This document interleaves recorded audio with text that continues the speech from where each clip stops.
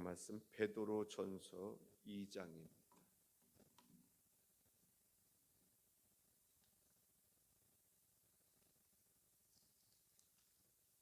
베드로전서 2장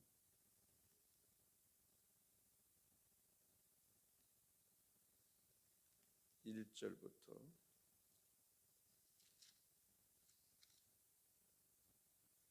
5절까지.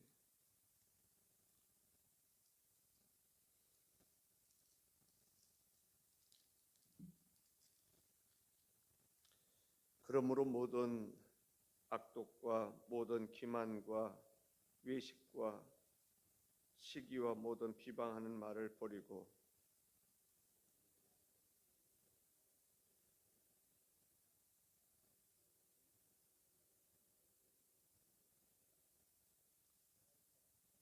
너희가 주의 인자하심을 맛보았으면 그리하라.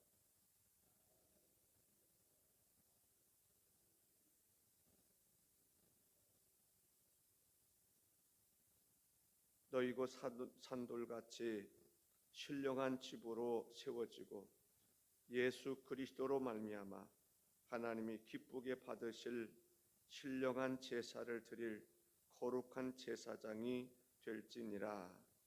아멘. 기도하시겠습니다.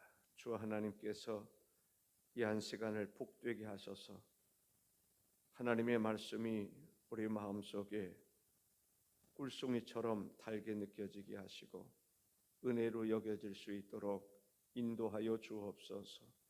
성령님의 기름 부으심이 우리 모두에게 가득하시기를 원하옵고 존귀하신 예수님의 이름으로 기도하옵나이다. 아멘. 여러분에게 하나님의 귀한 은총이 함께 하시기를 바랍니다. 초대교회의 영적 거장하면 베드로와 바울을 이야기할 수 있을 것입니다. 바울과 베드로는 상당히 비교가 됩니다. 바울은 집안도 좋고 학벌도 좋고 그는 많은 사람들에게 존경받는 사람이었습니다. 그를 추종하는 사람들도 많았습니다. 반면에 베드로라고 하는 사람은 가문도 내세울 게 없었습니다. 학벌도 없었습니다. 자랑할 만한 것도 별로 없었습니다.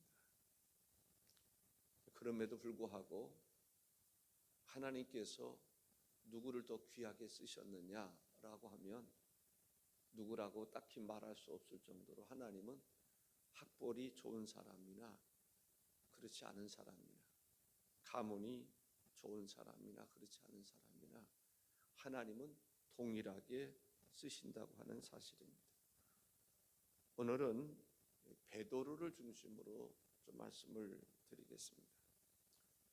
베드로는 예수님의 수제자라고 말할 수 있습니다. 베드로가 성령을 받고 난 이후에 베드로는 전혀 다른 삶을 살았던 것을 보게 됩니다. 하나님의 복음을 증거할 때 3,000명, 5,000명 주께로 돌아오는 놀라운 역사가 일어났습니다. 바울에게서도 볼 수 없는 그러한 독특한 은혜였던 것을 보게 됩니다. 물론 그가 성령을 받기 이전에 마가의 다락방에 성령이 임하기 이전에 그는 하나님의 은혜로 인해서 주는 그리스도시여 살아계신 하나님의 아들이라고 하는 놀라운 신앙을 고백한 일이 있습니다. 마태복음 16장 16절에서 18절에 보면 시몬 베드로가 대답하여 이르되 주는 그리스도시요 살아계신 하나님의 아들이시니이다. 예수께서 대답하여 이르시되 바요나 시몬아 내가 복이 있도다. 이를 내게 알게 한 이는 혈육이 아니요 하늘에 계신 내 아버지시니라. 또 내가 내게 이르노니 너는 베드로라. 내가 이 반석 위에 내 교회를 세우리니 음부의 권세가 이기지 못하리라.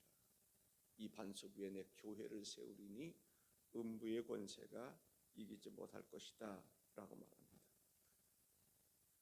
베드로에게 주시는 하나님의 은혜는 다른 사람들이 상상할 수 없는, 다른 사람들이 깨달을 수 없는 것을 깨닫게 하시는 하나님의 은혜가 있었습니다. 그래서 저는 그리스도시요 살아계신 하나님의 아들이라고 하는 고백을 할 수 있었습니다. 베드로에게는 담대함이 있었습니다. 어느 정도 담대했는지 사도행전 4장 5절에서 6절에 보면 거기 등장하는 인물들이 나옵니다. 관리들입니다. 장로들입니다. 서기관, 대제사장, 가야바와 대제사장의 문중들이다라고 말합니다. 이들은 어떤 사람이었습니까? 사도행전 4장 5, 6절에 보면 이튿날 관리들과 장로들과 서기관들이 예루살렘에 모였는데 대제사장 안나스와 가야바와 요한과 알렉산더와 및 대제사장의 문중이 다 참여하여 라고 말합니다. 이들은 예수님을 십자가에 못 박았던 그 영향력을 행사했던 사람들이었습니다. 그들이 베드로와 요한을 이제 잡아 끌어들이고 신문하기 시작하는 것입니다. 그 위험 있는 그들 앞에서 베드로가 담대하게 말씀을 증거하는 것을 볼 수가 있습니다.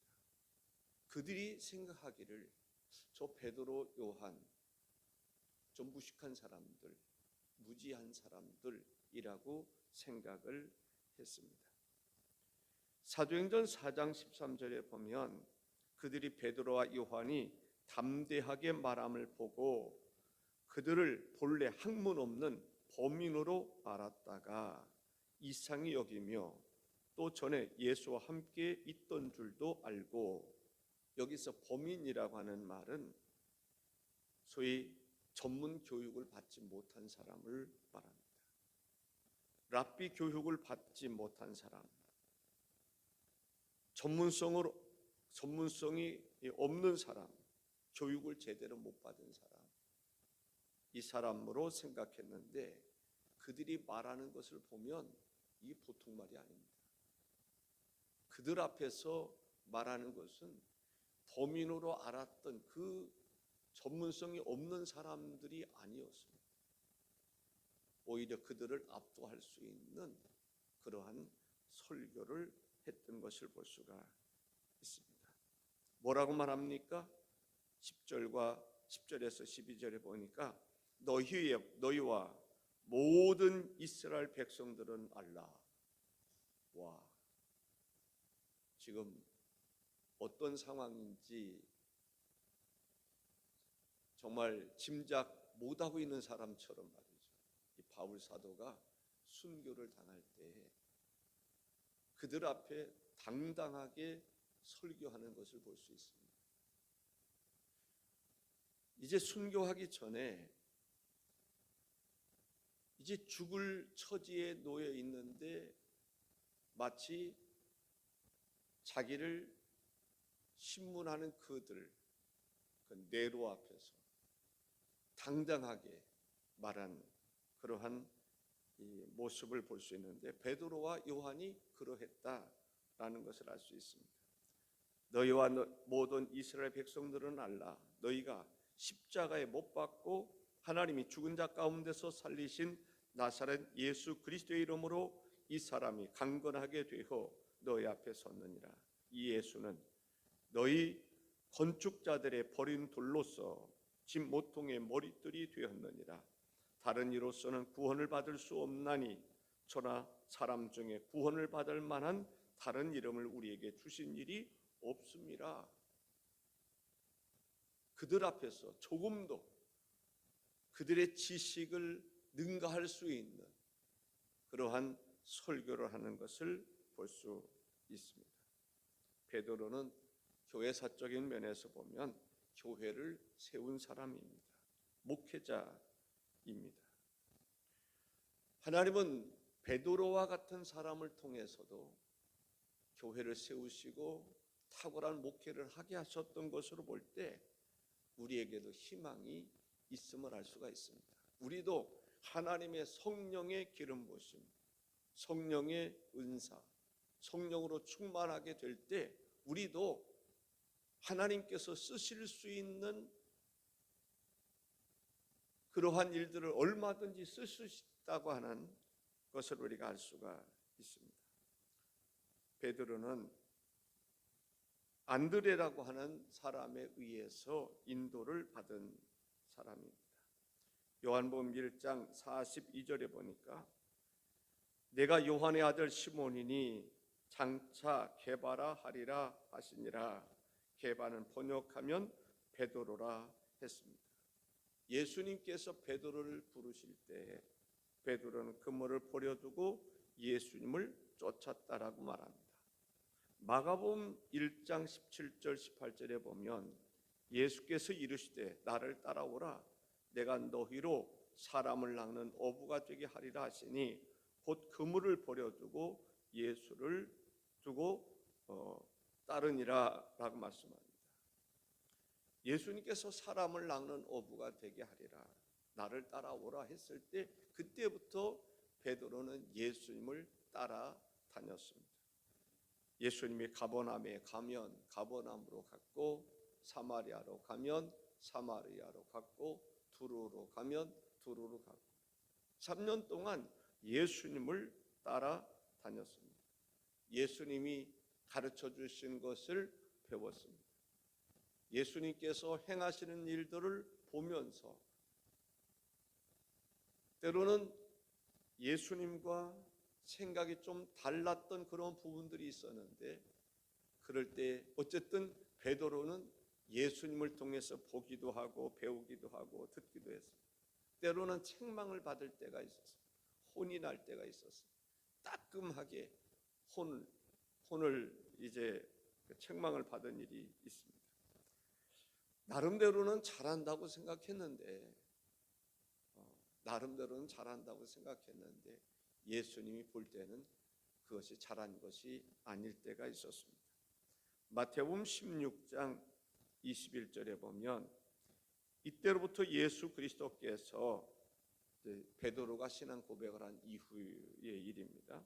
자기가 예루살렘에 올라가 장로들과 대제사장들과 서기관들에게 많은 고난을 받고 죽임을 당하고 제3일에 살아나야 할 것을 제자들에게 비로소 나타내시니, 여기서 등장하는 인물이 있습니다. 예수님을 십자가에 못 박았던 이들이 누굽니까?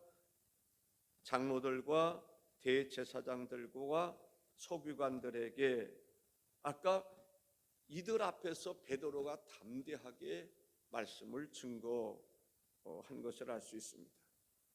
그때 베드로가 예수님께 이렇게 얘기를 합니다. 22절에 보면 베드로가 예수를 붙들고 항변하여 이르되 주여 그리 마옵소서, 이 일이 결코 죽게 미치지 아니하리이다 라고 말합니다. 그때 예수님이 뭐라고 반응을 합니까? 23절에 보면 예수께서 돌이키시며 베드로에게 이르시되 사탄아 내 뒤로 물러가라. 너는 나를 넘어지게 하는 자로다. 내가 하나님의 일을 생각하지 아니하고 도리어 사람의 일을 생각하는도다 라고 말씀합니다. 하나님의 일을 생각하지 아니하고 사람의 일을 생각한다. 사람의 일을 생각한 것에 대해서 예수님이 책망하신 것을 볼 수가 있습니다. 베드로는 3년 동안 예수님을 따라다녔습니다. 예수님으로부터 배웠습니다. 예수님이 행하는 것을 보았지만 아직도 사람의 생각에 치우쳐 있었음을 볼 수가 있습니다. 그런데 놀라운 것은 마가의 다락방에 임했던 성령을 받고 난 이후에 베드로의 모습은 전혀 달라졌다라고 하는 사실입니다. 그는 목회를 하되 영성이 있는 그러한 목회자였습니다. 자로 사역했음을 볼 수가 있습니다. 영성이 있는, 그래서 베드로를 통해서 어떻게 목회를 해야 되는지에 대해서 우리는 배울 수가 있습니다. 어떻게 목회를 할 수 있는가? 그리고 교인들은 어떤 교인이 되어야 하는가에 대해서 우리가 생각할 수 있어야 됩니다. 첫째는 신령한 젖을 먹일 수 있어야 된다. 벌써 시간이 좀 많이 지나갔는데요. 어떻게 해야 될지 이제 본론 이야기를 해야 되는데 시간이 많이 지나갔습니다. 그래도 말씀을 좀 드리겠습니다. 신령한 이러한 것을 먹여야 된다.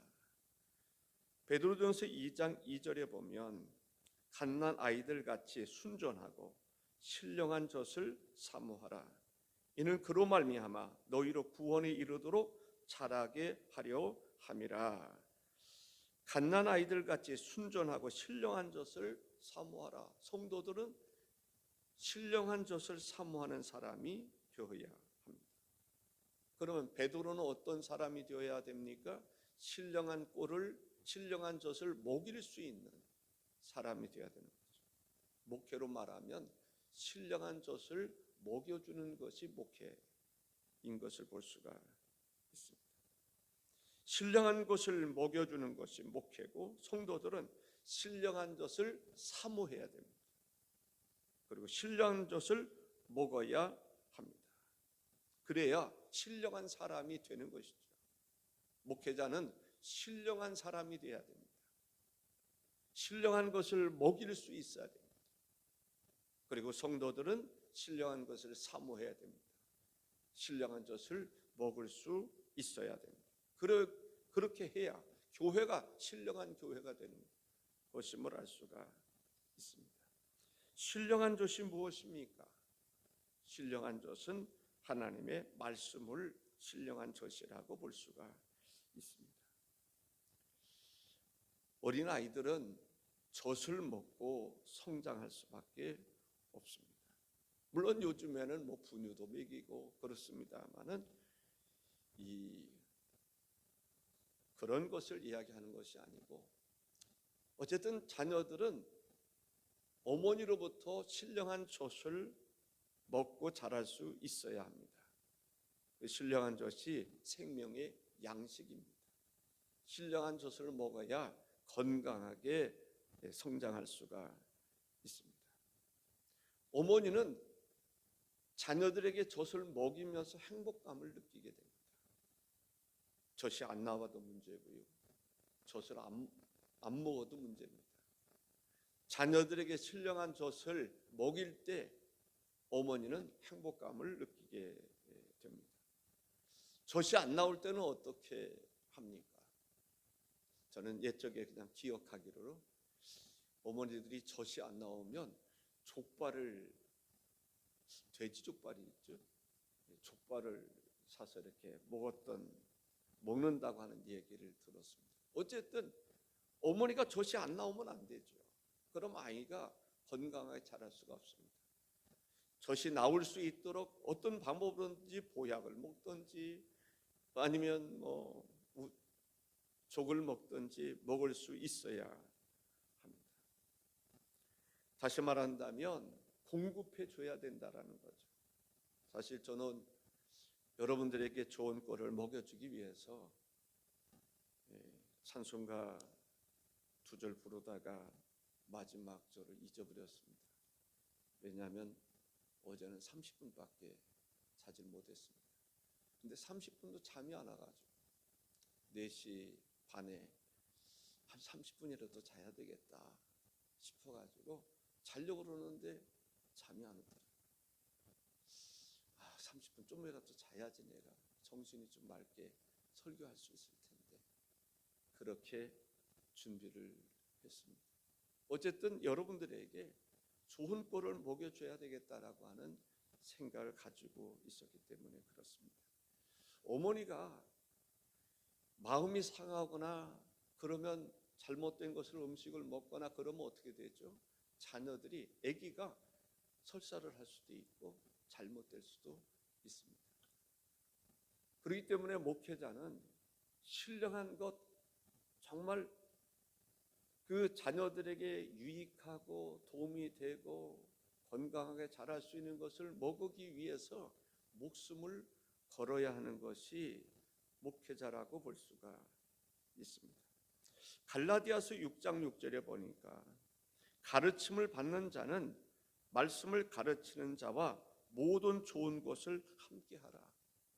좋은 것을 함께 해야 되는 이유가 신령한 것을 준비하는 사람이 되어야 되고 그것을 먹을 수 있어야 되는데, 관계가 불편하면 신령한 것을 제대로 먹일 수도 없고 신령한 것을 받아 먹을 수도 없는 것이죠. 그렇기 때문에 성경은 좋은 것을 함께 하라고 말씀하신 줄로 믿습니다. 오늘날 성도들에게 신령한 것을 먹여줘야 되는데, 신령한 것을 먹는 사람들은 늘 먹습니다. 그걸 좋아해요. 신령한 것을 먹고 신령한 삶을 살아가는 사람들은 신령한 것을 쫓아 살려고 그래요. 신령한 것을 먹고 싶어요. 그런데 세상에서 살아가는 일반 성도들은 어떻습니까? 신령한 것이 아니라 어떻게 보면 세상의 것에 길들여져 있단 말이죠.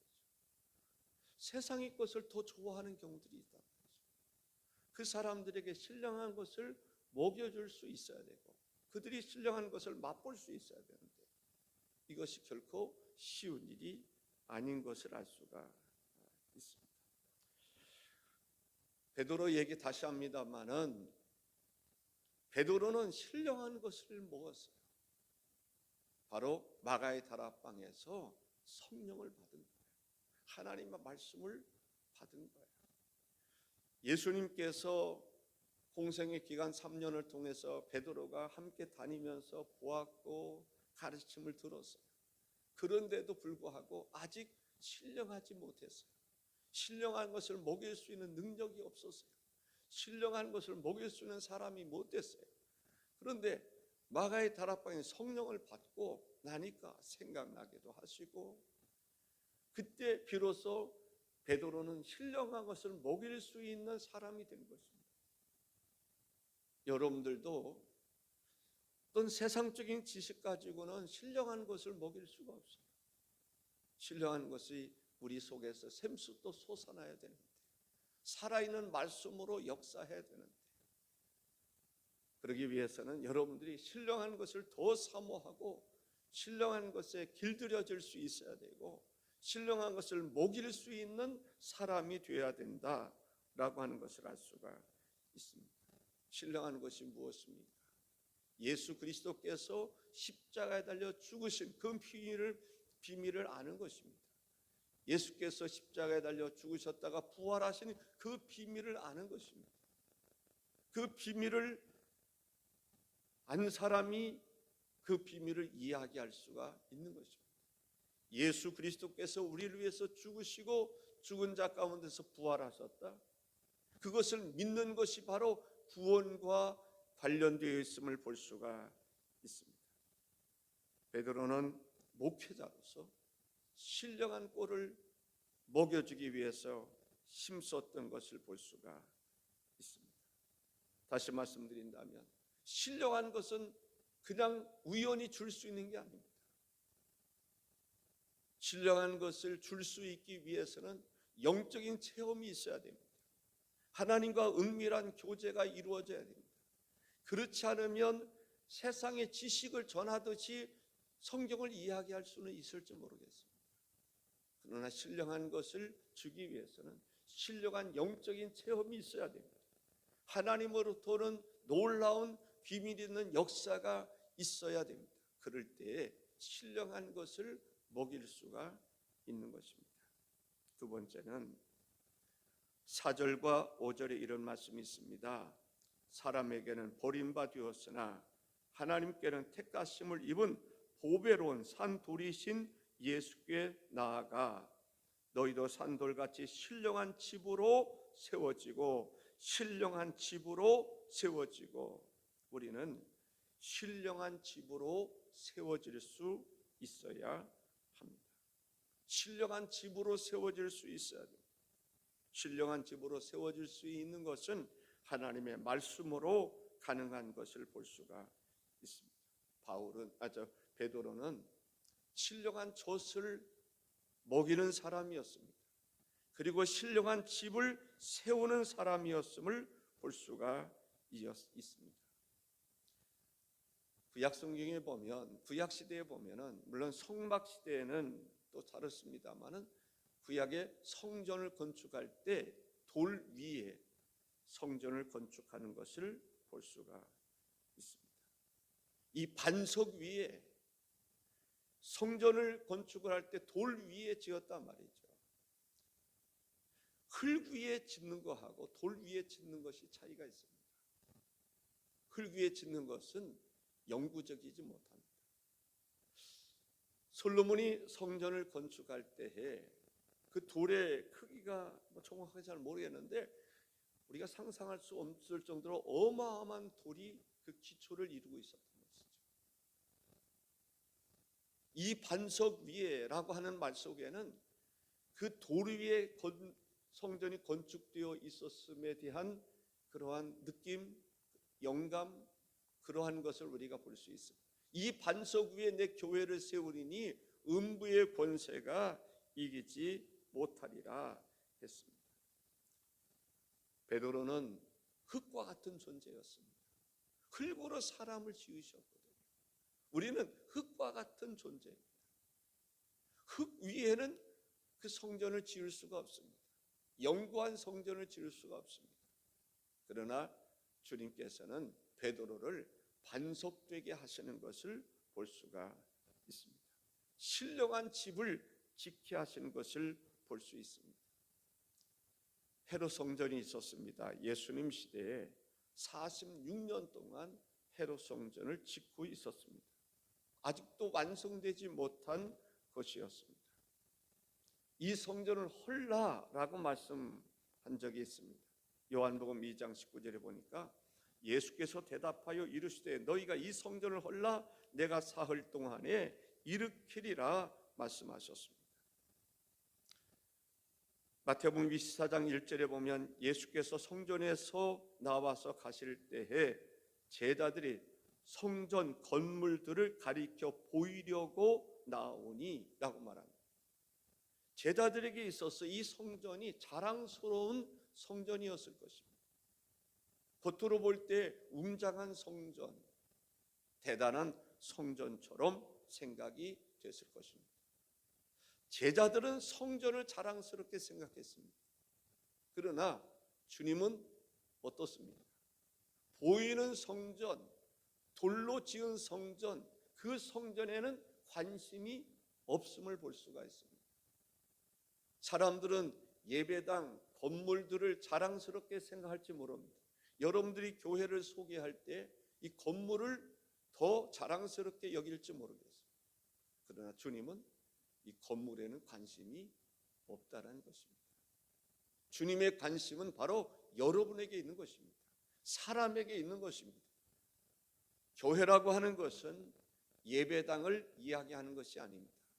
바로 예수 그리스도를 주로 고백하는 사람들, 성도들인 것입니다. 주님의 관심은 성도들에게 있다는 사실을 우리가 기억해야 됩니다. 사람들은 외적인 것을 자랑스럽게 생각을 합니다. 교회 규모를 이야기할 수 있습니다. 교회 재정을 이야기할 수 있습니다. 교회 건물을 이야기할 수 있습니다. 그러나 주님의 관심은 돈에 관심 있는 것도 아니고 건물에 있는 것이 아닙니다. 바로 우리 자신들에게 있다고 하는 사실입니다. 베드로, 이 반석 위에 내 교회를 세우리니 음부의 권세가 이기지 못하리라고 했습니다. 지금 우리는 어디에 기초를 두고 있습니까? 어디에 교회를 세우고 있습니까? 우리들의 신앙 고백입니다. 목사의 신앙 고백이 바르게 되지 않으면 그건 교회가 아닌 것입니다. 이단들을 우리가 집단을 교회라고 말할 수가 없습니다. 왜냐하면 그들의 신앙 고백은 잘못되어 있기 때문에 그렇습니다. 베드로 이 반석 위에 내 교회를 세우리니 음부의 권세가 이기지 못하리라 했습니다. 만일에 나의 신앙의 고백이 잘못됐다면 교회가 아닌 것입니다. 여러분들의 신앙 고백이 잘못됐다면 교회가 아닌 것입니다. 저나 여러분의 신앙 고백이 바르게 되어 있어야 됩니다. 아멘이십니까?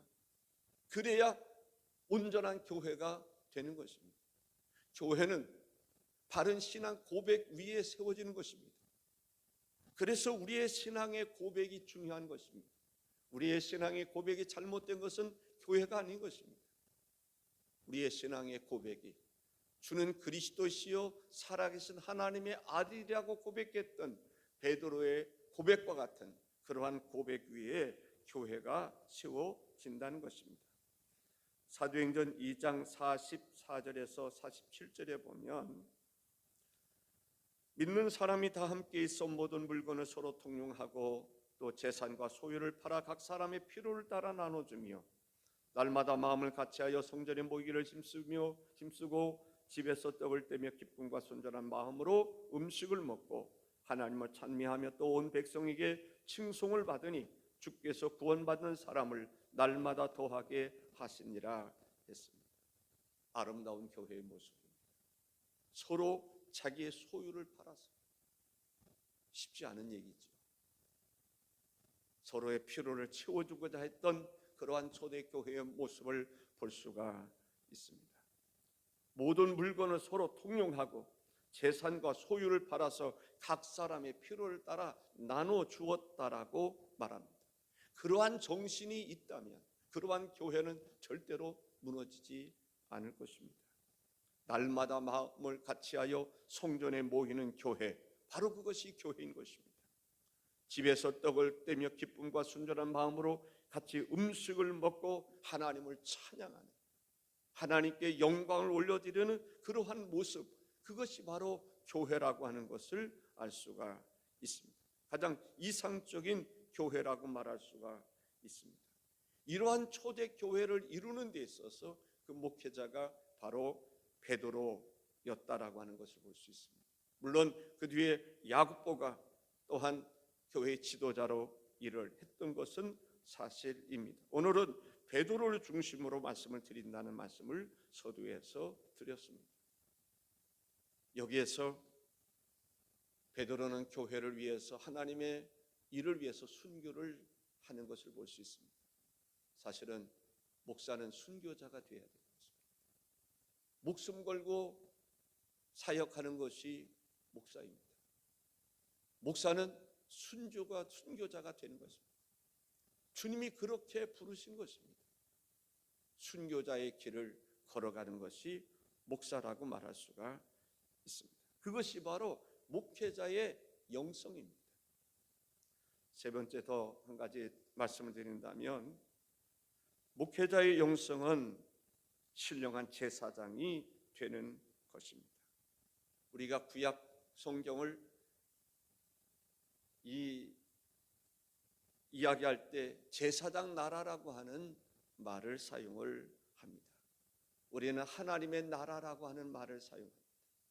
제사장 나라가 있습니다. 하나님께서 구약 성경을 보면은 제사장을 통해서 하나님의 뜻을 이루어갔던 것을 볼 수가 있습니다. 제사장이 없는 구약 성경은 존재할 수 없는 것입니다. 하나님 없는 그러한 교회가 존재할 수 없는 것처럼 제사장이 없는 구약은 존재할 수 없습니다. 제사장의 역할이 그만큼 중요했습니다. 제사장이 하는 일이 있습니다.